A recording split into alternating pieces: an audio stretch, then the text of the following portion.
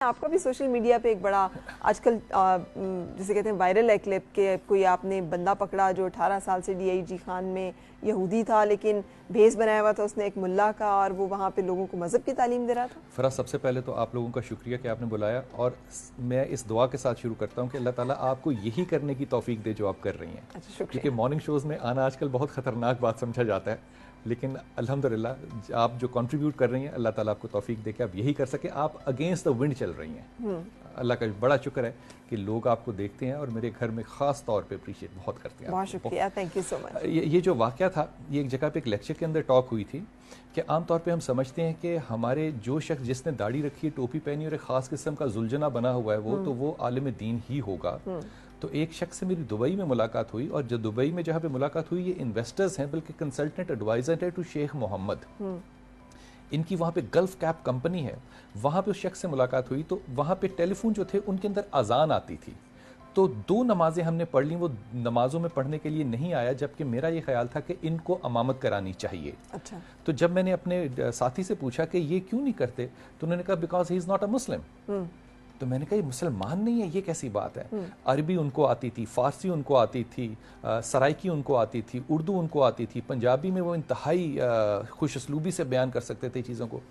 جب ان سے گفتگو ہوئی تو انہوں نے کہا کہ میں ڈی جی خان کے اندر 18 سال مسجد کی امامت کا فرائض ادا کر کے اب میں ریٹائرمنٹ کی ایج میں آ گیا ہوں یہاں پہ۔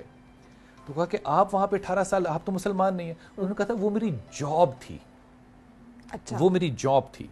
اب اس بات کو میں منسلک جو کر رہا ہوں، وہ ڈاکٹر اسرار احمد صاحب جو ہیں، ان کے گھٹنے جو تھے یہ ریپلیس ہوئے تھے، انہوں نے انگلینڈ سے کرائے۔ ان کے پاس جب جانے کا اتفاق ہوا تو ان کا بڑا ذوق تھا، بلکہ شوق تھا ڈاکٹر صاحب کو کہ میں انگلینڈ میں، کیونکہ میں موو نہیں کر سکتا تو میں یہیں پہ روزے رکھوں۔ تو ہم مسجد ڈھونڈ رہے تھے ان کے لیے کہ کہاں پہ ان کو تعلق ان کا کہاں سے پیدا کیا جائے۔ ہم نے برمنگم میں ایک مسجد دیکھی جس میں کرت کی اس قدر خوبصورت آواز آ رہی تھی کہ لگ رہا تھا جیسے شہد کی مکھیاں جو ہیں وہ بھن بنا رہی ہیں۔ اور ڈاکٹر صاحب نے بھی ہم نے دکھایا جب، تو انہوں نے کہا میں بالکل یہاں پہ نا ایسوسیٹ ہونا بہت اچھا لگے گا مجھے، یہ بہت اچھی کرت کرے، اور عراقی سٹائل کرت جو کہ بہت کم سنی جاتی ہے۔ جب پتہ کیا تو برمنگم میں پتہ چلا کہ یہ مسجد نہیں ہے، یہ انسٹیٹیوشن ہے غیر مسلمانوں کا جہاں پہ اسلام سکھایا جاتا ہے۔ پھر میں یہ ایسوسیٹ کر سکتا تھا کہ وہ جو ہمارے ساتھی تھے انہوں نے 18 سال کہیں سے تربیت لی ہوگی، یہاں پہ امامت کرائی ہوگی، اپنا نقطہ نظر لوگوں تک پہنچایا ہوگا، اپنا اسلام بیچا ہوگا، اپنا اسلام، یہ آپ کا لفظ بالکل ٹھیک ہے، بیچا ہوگا، اور اس بیچے ہوئے پہ بہت سے خریدار بھی ہوئے ہوں۔ بالکل۔ پھر وہ جو تبدیلی معاشرے میں آئی ہوگی اس کو انڈو 18 سال کے 18 صدیوں میں شاید ہم نہ نہیں کر سکتے۔